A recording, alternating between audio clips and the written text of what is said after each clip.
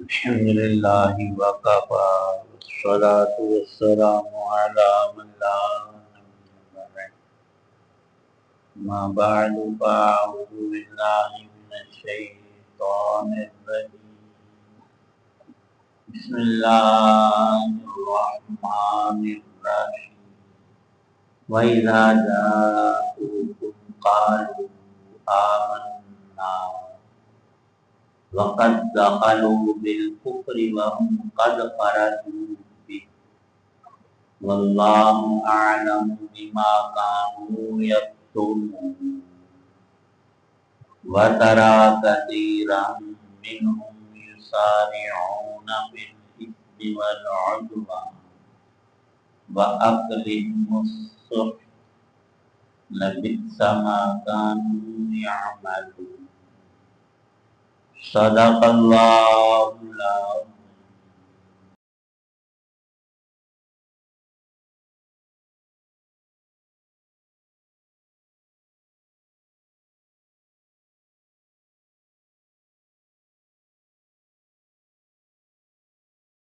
اور جب یہ لوگ تمہارے پاس آتے ہیں تو کہتے ہیں کہ ہم ایمان لے آئے ہیں، حالانکہ یہ کفر لے کر ہی آئے تھے اور اسی کفر کو لے کر باہر نکلے ہیں،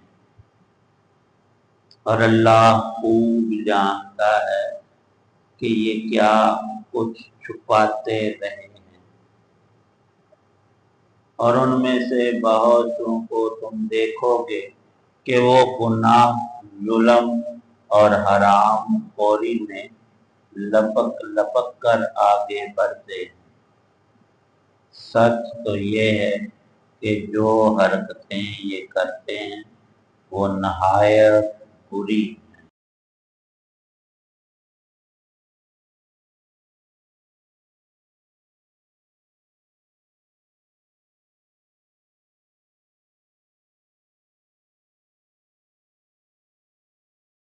سورہ مائدہ کی آیت 61 اور آیت 62 ہے۔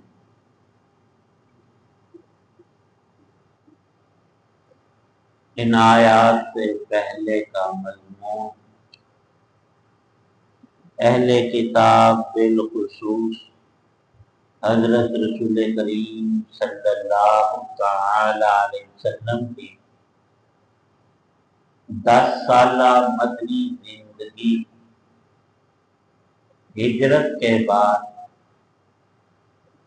اس میں سب سے زیادہ بظاہر فائدہ اٹھانا چاہیے تھا اہل کتاب کو، خاص کر یہودیوں کو، جو سینکڑوں سالوں سے اپنا وطن اصلی ملک شام اور فلسطین کو چھوڑ کر ہجرت کر کے اس غرض سے کھجوروں والی سرزمین پر آباد ہوئے تھے کہ اس جگہ میں اللہ تعالی شان کے آخری پیغمبر، جن کی علامات تورات و انجیل میں بالکل صراحت سے موجود تھی، اور انہیں علامات سے ایک بڑی بہت عظیم مثال حضرت سلمان فارسی رضی اللہ عنہ کا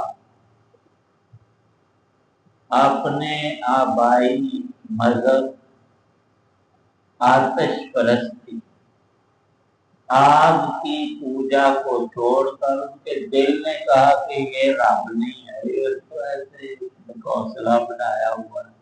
ہماری قوم نے اللہ کی پہچان حاصل کرنے کے لیے سچے دین کی تلاش میں نکلے۔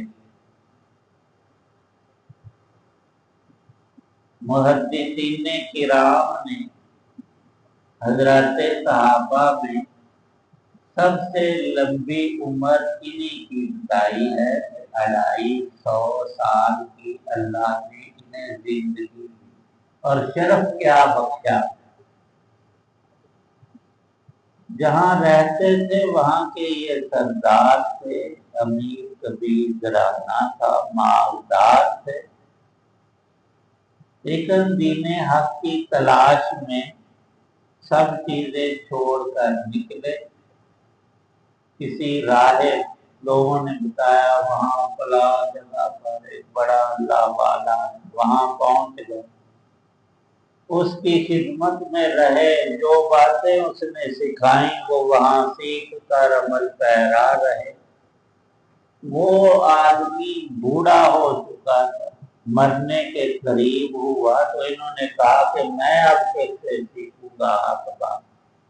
اس نے پتہ بتایا فلاں علاقے میں چلا، ایسے کئی جگہ پر، اور جو آخری تھا راہ، اس نے ان کو وہ علامات جو پکی اور مضبوط تھی، ہدایت دی، وہ دی کہ یثرب کھجوروں والا ایک شہر ہے، وہاں آمد ہونے ہی والی ہے، اللہ کے آخری رسول کی کسی طور وہاں پہنچ جا۔ یہ بیچارے وہاں دور دراز سے سفر کرتے ہوئے مدینہ پاک کی طرف آ رہے تھے، اور ابھی رسول پاک صلی اللہ علیہ وسلم نے مکے سے ہجرت نہیں فرمائی۔ اس راہب کو کیسے پتہ چلا؟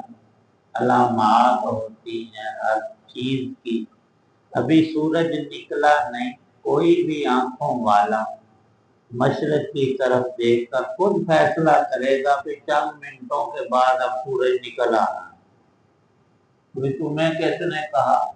یہاں کہنے سننے والی بات نہیں، مشاہدہ ہے۔ آسمان کی رنگت بتا دی، اور ہر روز ایسا ہوتا ہے کہ سفیدی ہو جاتی اور پھر سورج نکل آتا ہے۔ فرماتے ہیں کہ اس سفر میں ڈاکوؤں نے مجھے پکڑ لیا، مال میرا جو کچھ تھا تھوڑا بہت چھین لیا، اور انسانوں کی منڈیاں لگتی تھی، اور منڈیوں میں آپ بھی جانوروں کی خرید و فروخت ہوتی ہے، تو وہاں لوگ اپنا مال بھی لاتے ہیں، چور ڈاکو بھی اپنا مال لا کر چوری وغیرہ کا بیچ دیتے۔ فرماتے ہیں وہ انسانی منڈی میں مجھے ان ڈاکوؤں نے بیچ ڈالا۔ جس نے مجھے خریدا وہ مدینے ہی کا باشندہ تھا، وہ مجھے گھر لے آیا، اس نے کام کاج کے لیے مجھے پیسے دے کر منڈی سے لیا تھا، اور میری ڈیوٹی لگا دی کہ یہ میرے کھجوروں کے باغ ہیں، ان کی دیکھ بھال کر اور اس باغ کی حفاظت، اور پھر پھل آتا تو وہ میں نے اتار کر مالک کو پیش کرنا ہوتا، اور مالک کی عوض میں مجھے صبح شام روٹی دیتا تھا، بس باقی تو میں غلام کا کوئی سمجھا۔ خود فرماتے ہیں کہ ایک دن میں اپنے باغ میں کام کر رہا، کھجوریں اتارنے کا زمانہ تھا، اوپر چڑھا ہوا تھا، شور مجھے سنائی دیا، لوگ باتیں کر رہے تھے، ایک ہی بات میرے کان میں پڑی کہ مکے سے ایک ہستی آئے ہیں مدینے کے اندر، اور ان کے ساتھ کچھ اور لوگ بھی ہیں، اور وہ دعویٰ یہ کر رہے ہیں کہ میں اللہ کا رسول ہوں۔ کہتے رسول کا لفظ میرے کان میں پڑا، میں جلدی سے نیچے اترنے لگا تو میرا پاؤں پھسلا، میں گر گیا۔ اللہ نے ان کو ہدایت دی۔ وہ جو اس بزرگ نے علامت بتائی تھی کہ ان کی بالکل واضح علامتیں ہوں گی، ایک یہ کہ وہ صدقے کو قبول نہیں کریں گے، ہدیہ اور تحفہ لے لیں گے، قبول کر میرے پاس اور تو تھا کچھ نہیں، کھجوریں وہ میں خود بھی کھاتا تھا، مالکوں کی تھی، اس میں تھوڑی سی دے کر گیا کہ جناب یہ صدقہ ہے، یہ آپ کھا لیں۔ آپ نے فرمایا کہ میں اللہ کا رسول ہوں، ہمیں صدقات کھانے سے منع کیا گیا۔ کہتے ہیں پھر میں دوسرے موقع پر ہدیہ لے کر حاضر ہوا تو رسول پاک صلی اللہ علیہ وسلم نے قبول فرما لی۔ یہ دیکھیں ہدایت کا طالب تھا، کیسے اللہ نے مدد کی۔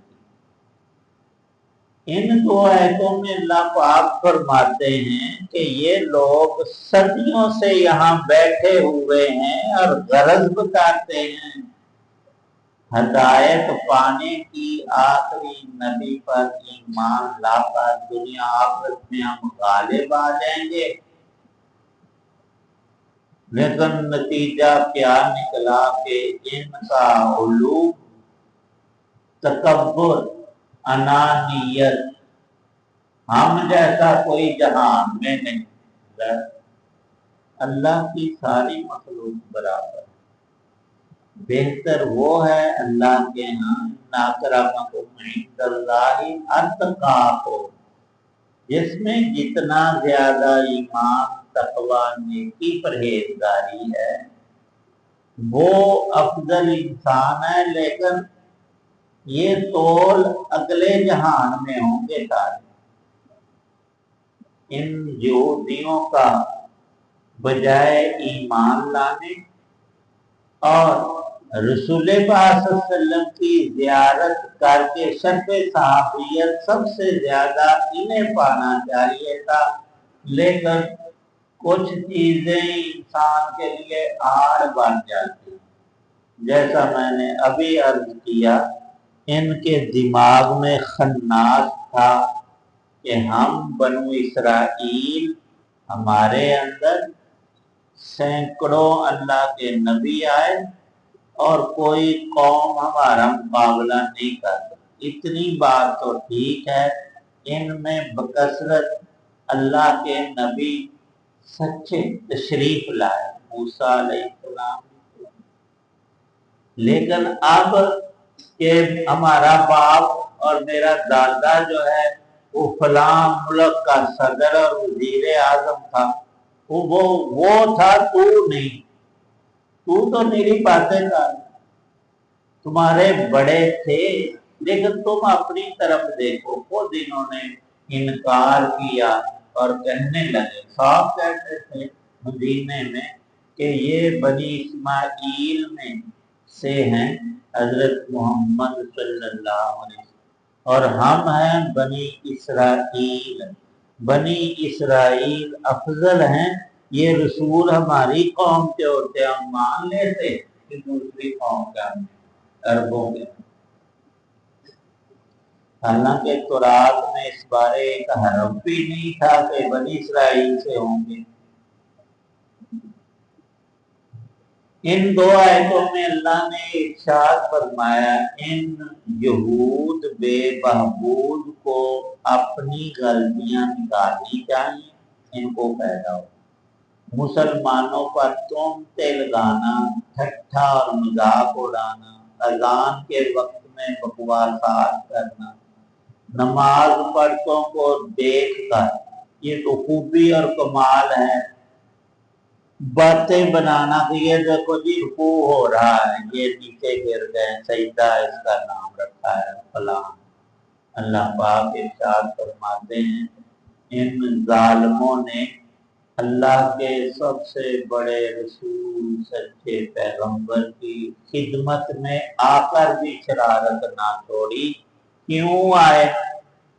دھوکہ دینے کے لیے، کہتے ہیں دیکھو نا یہ نبوت کا دعویٰ کرتے ہیں، ہم اوپر سے زبانی کلمہ پڑھ کر ان سے کچھ فائدہ دنیا کا ادھر ادھر حاصل کر کے چلے جاتے ہیں، کو پتہ ہی نہیں چلتا۔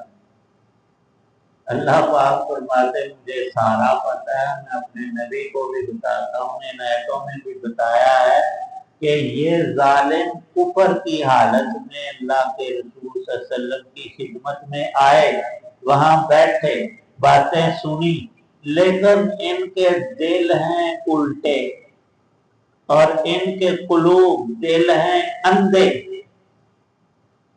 جس کی آنکھیں نہ ہو اسے نظر کیا آئے گا؟ اللہ پاک نے ارشاد فرمایا کہ قد دخلوا بالکفر وهم قد خرجوا به، کفر لے کر آئے، اسی حالت میں واپس چلے گئے۔ واللہ اعلم بما یکتمون، یہ جو باتیں مسلمانوں سے رسول پاک صلی اللہ علیہ وسلم سے چھپاتے ہیں، اللہ سے تو کوئی شے چھپی ہوئی ہے ہی نہیں۔ اللہ ان کو آشکارا کرتا ہے۔ اللہ پاک خود فرماتے ہیں میں نے تورات میں نے انجیل میں اپنے آخری نبی حضرت خاتم الانبیاء محمد مصطفیٰ صلی اللہ علیہ وسلم کی شانیں اور صفات اور علامات پکی تھکی بیان کی ہیں، جنہوں نے مانی نہیں اور کرتے کیا تھے، اس میں اللہ کی نافرمانیاں دے رہا، عدوان ظلم، عقل مستحقہ، بڑی خرابی، حرام کھاتے ہیں حلال نہیں، اور اس وقت بھی کھاتے تھے اور آج تک اور تا قیامت جتنا دنیا میں سود پھیلا ہوا ہے اس کی ساری جڑیں اسرائیلیوں میں، اور اس وقت بھی یہی ان کا کاروبار۔ جب بندہ حرام کھاتا ہے تو اس کا دل اندھا ہو جاتا ہے، اس کو نیکی کی توفیق نہیں ہوتی۔ اور فرمایا ہے رسول پاک صلی اللہ علیہ وسلم نے، جس انسان کا جسم حرام مال سے پرورش پائے وہ جسم دوزخ کی آگ کے لائق ہے، نہ کہ جنت کی۔ تو ہمیں بھی ہر طرح کے حرام سے بچ کر ایمانیات میں چل کر اللہ اور اللہ کے آخری رسول صلی اللہ علیہ وسلم کی کامل اتباع کرنی چاہیے، تاکہ ہم یہودیوں جیسے انجام بد سے بچ جائیں اور اللہ پاک ہماری نجات کر کے جنت عطا فرمائیں۔ آمین یا رب العالمین۔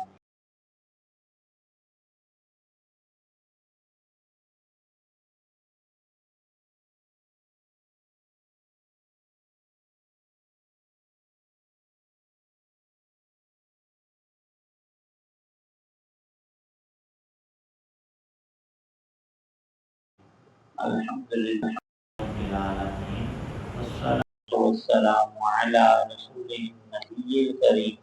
بیماروں کے لیے دعا فرمائیں، اللہ تعالی مریضوں کو شفا کاملہ عطا فرمائیں۔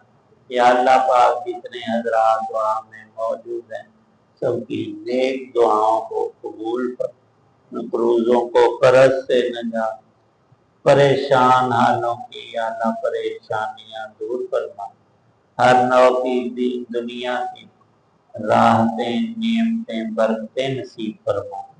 قرآن پاک کا نور سب مسلمانوں کو کامل نصیب فرما، ہمیں بھی عطا فرما۔ صلی اللہ تعالی علی خیر محمد وعلی آلہ وصحبہ وآل بیتہ اجمعین۔